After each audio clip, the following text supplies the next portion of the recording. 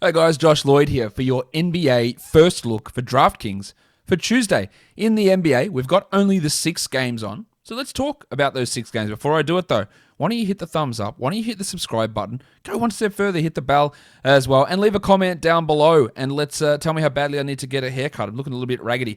Let's get this cracking. The first game we look at is the Nuggets and the Magic. The Nuggets are 7.5-point favorites here. The total is 216.5, of course, by the time this game starts. Maybe Aaron Gordon's been traded to Boston. Who knows?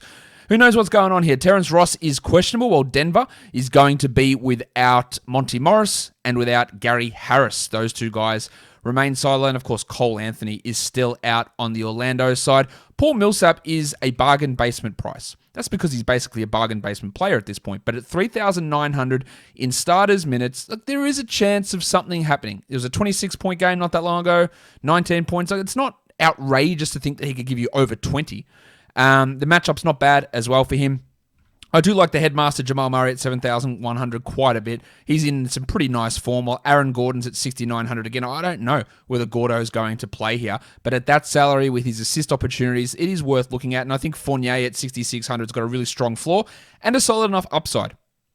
Porter's at 6,700, Michael Porter. I think that makes a lot of sense as well. And Nikola Jokic at 10,700, well, we know Jokic is a 60-point sort of player, and there's no reason for me to think he won't get that here. Well, Nikola Vucevic at 9,700, also a guy that gets you 50 every night. There is so much value in this game, I think, and this year, obviously just the first game of the night, but all of these guys have a lot of value. Barton's at 58. I'm okay with that. I'm not super interested. If we do have Gordon being traded, maybe we look at someone like a Chuma Akiki as a flyer. Maybe we look at Al Farouk Aminu as a flyer. Maybe we look at James Ennis, who dropped a really big one in the last game, coming off the bench, shooting about 80% in that one, which of course is not a realistic number for him to keep doing. Next game we look at is the Washington Wizards, and it's the New York Knicks. Alfred Payton is questionable. Derrick Rose is off the injury report, but we don't know if he's going to play as he's still recovering from COVID and trying to get his conditioning back. I would say he probably doesn't, but we don't know that yet.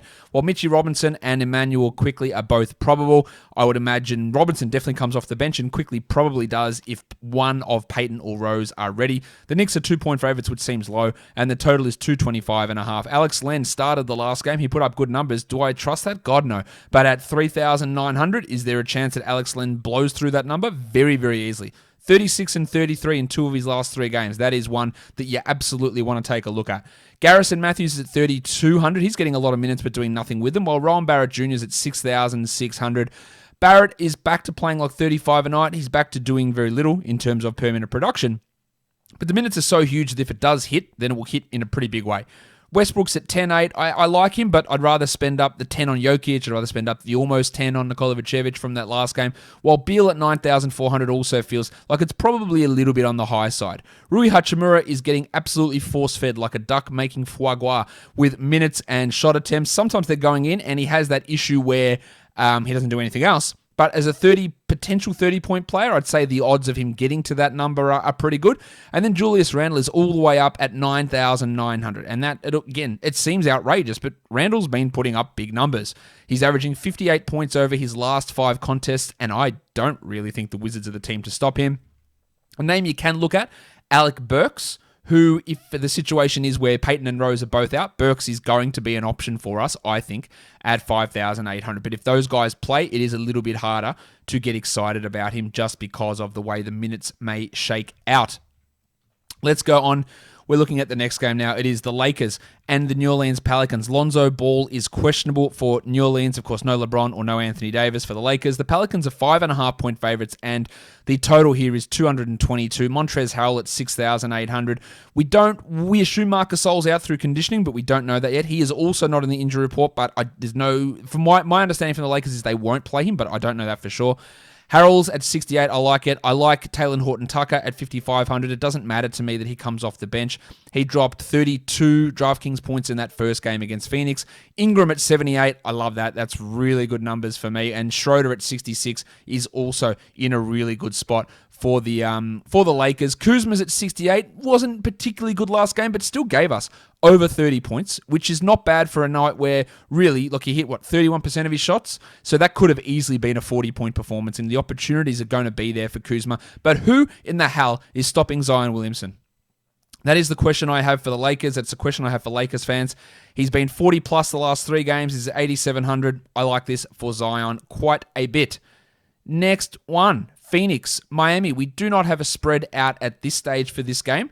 So we're going in a little bit blind, but this is a pretty high-powered matchup between two really good teams, obviously.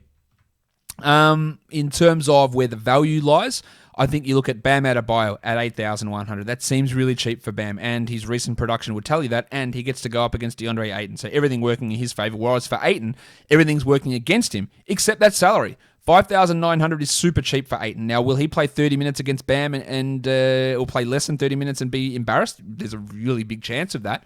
But he had 41 against the Lakers. The problem is these 15s and 25 pointers in here. But even this one here, where he played 28 minutes against Memphis, he had 35 points. He had 37 here in 29 minutes. There's some stinkers in there, but a sub 6,000 price for Ayton, I like it. I love Chris Paul at 6,300 as well. I think that makes a lot of sense, even though the matchup's not particularly great. I think 9-3 for Butler's too high, but 7-9 for Devin Booker does make somewhat of a chunk of sense.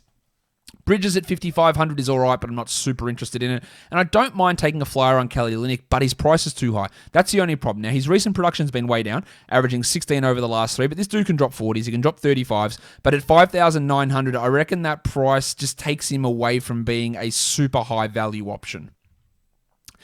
Next game we look at is the Brooklyn Nets and the Portland Trailblazers. This one could be very interesting because no Kevin Durant, no Kyrie Irving, and potentially no James Harden. Harden is listed questionable with neck stiffness. Now, if Harden plays, he's at $11,000, and it's one of the greatest plays on the board at that price, given what Harden can do. That's a 70-point potential for Jim. Shit, no, that's not true. It's a 90-point potential for Jim. It's almost a 70-point floor, I would feel.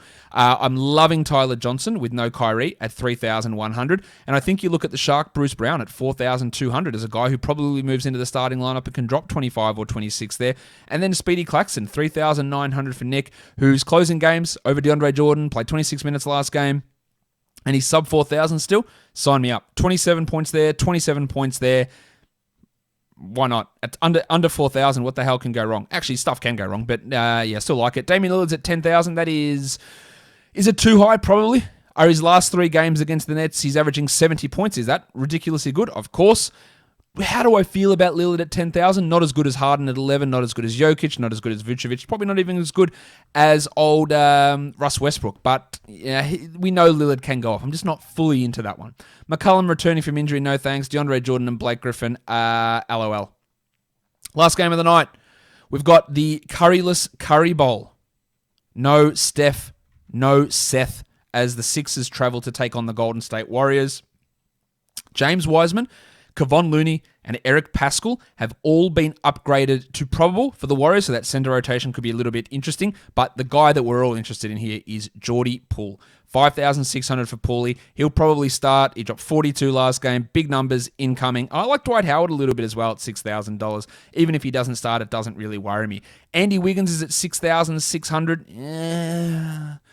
Could I be less interested in that? Probably not. But the last 3 games have given us 44 fantasy points, which is all right. But I'm not all that interested in it. And maybe with Seth out, Shake Milton at 55 is a pretty strong option. You could also look at Furky from Turkey, who's at 4,500, but I'd much rather take Shake at 55, and then Tobias Harris at 85. Bit of a dud last game with some poor shooting, but I'm okay with using him here in this one. I think 88 for Ben Simmons is too high. You can absolutely just ignore Kelly Oubre, even though he'll probably go out and go off now, but I have no interest in using Kelly at this stage with how shit he's been playing and how much guys like Damian Lee and Jordan Poole have been outperforming him. If we have a look right across the slate, I love Poole, Tyler Johnson, Nick Claxton, Bruce Brown, James Harden, Montrezl Harrell, Jamal Murray, Enes Kanter, Bam Adebayo, Alex Len, Andy Wiggins, not bad, as I said, Fournier. I like RJ Barrett, Shake Milton, Michael Porter, and Taylor Horton-Tucker, along with Jokic and Vucevic.